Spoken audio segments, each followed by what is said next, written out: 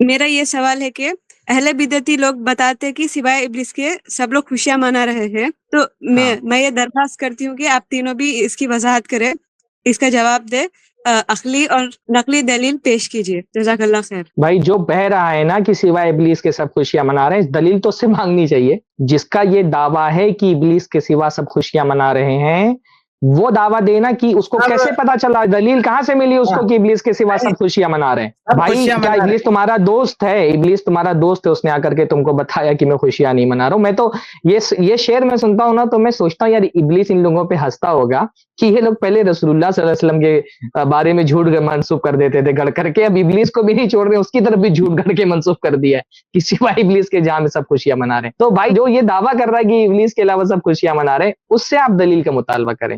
دلیل تو اس کے ذمے ہے، دعویٰ وہ کر رہا ہے کہ ابلیس کے علاوہ سب خوشیاں منا رہے ہیں۔ ابلیس کیا کر رہا ہے کیا نہیں کر رہا ہے، اس کا ثبوت بھی آپ کو قرآن و حدیث سے ہی دینا پڑے گا، فرار نہیں ممکن ہے کوئی قرآن و حدیث سے۔ جی شیخ کفایت۔ اور اصل بات یہ ہے کہ ابلیس خوشی منا رہا ہے، ناچ رہا ہے، رو رہا ہے، گا رہا ہے، اس سے کیا لینا دینا؟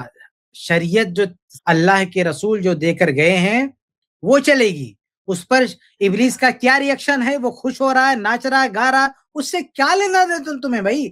اگر کوئی آپ عمل کر رہے ہیں تو اس چیز کو قرآن و حدیث سے ثابت کیجئے، شریعت کا عمل ہے، اللہ سے ثابت کیجئے، رسول سے ثابت کیجئے اور صحابی سے ثابت کیجئے۔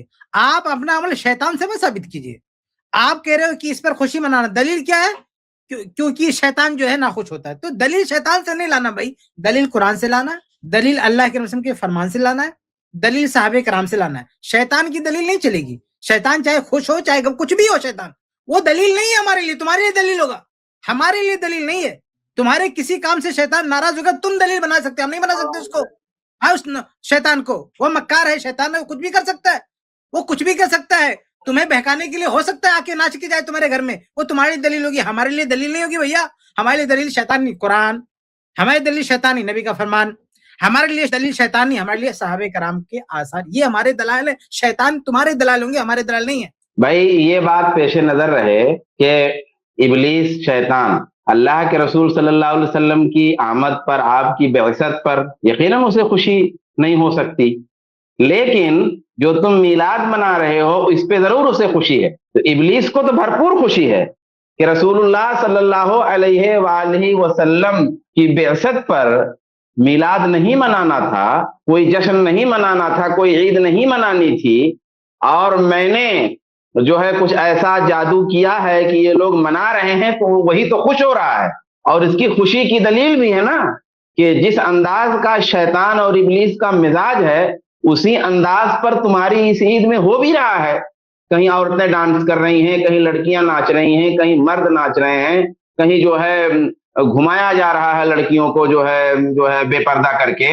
تو یہ تو پورا ابلیس کے مزاج اور اس کی طبیعت سے میل کھاتی ہیں۔ عیدین میں ایسی بدعتیں نہیں ہوتی ہیں، عید الاضحیٰ میں ایسی بدعت نہیں ہوتی ہے، عید الفطر میں ایسی بدعتیں نہیں ہوتی ہیں، لیکن تم جو یہ عید گڑھے ہوئے ہو، اس عید میں یہ شیطانی بدعتیں خوب ہوتی ہیں اور شیطانی رسوم و رواج خوب انجام دیے جاتے ہیں۔ تو ابلیس تو تمہارے اس عید منانے سے بڑا خوش ہے، ناخوش تھا وہ رسول اللہ کی بعثت پر اور آپ کی آمد پر، لیکن اس آمد کے لیے جشن اور عید پر تو خوب خوش ہے۔ اس لیے خوش ہے کہ تم نے اس عید پر ہزاروں عیدیں قربا کر دی۔ ہاں ہزاروں عیدیں، کیسے ہے وہ شعر سرفراز بھائی آپ نے تو سنایا تھا، تیرے ربیع الاول تیری چہل پہل پر سوائے ابلیس کے جہاں میں سبھی تو خوشیاں منا رہے ہیں۔ تو واقعہ یہ ہے بھائی، صحیح میں تیری چہل پر ہزاروں عیدیں ربیع الاول۔ جی جی جی ٹھیک ہے، کوئی اور ہو سوال تو لے لیں۔ ایک میں اضافہ کرنا چاہ رہا تھا، ایک سیکنڈ میں اسکرین پہ لے آتا ہوں۔ سفیان ثوری رحمہ اللہ کا قول ہے، کتنا مناسب ہے اس اوکیزن پہ۔ وہ کہتے ہیں البدعۃ احب الی ابلیس من المعصیہ، بدعت ابلیس کو گناہوں سے زیادہ اچھی لگتی ہے، گناہوں سے زیادہ اچھی لگتی ہے بدعت ابلیس کو۔ المعصیۃ یتاب منہا، کیونکہ گناہ سے تو آدمی توبہ کر لے آتا ہے، مطلب گناہ جب آدمی کرتا ہے نا تو دل میں کوئی چیز کھٹکتی ہے، دل میں کوئی چیز چبھتی ہے، آج نہیں تو کل، کل نہیں تو پرسوں، ہو سکتا ہے توبہ کر لے گا۔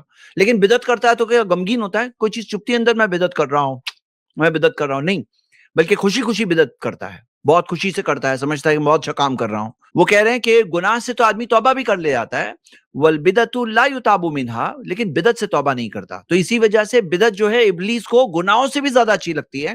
اور کیونکہ میلاد منانا ایک بدعت ہے اور نبی صلی اللہ علیہ وسلم نے نہیں کیا, صحابہ نے نہیں کیا, سلف نے نہیں کیا, ہمیں کیا ملتی ہے, یہ بعد میں ایجاد کی ہوئی چیز ہے, یہ دین میں ایک نئی چیز شامل کی گئی ہے.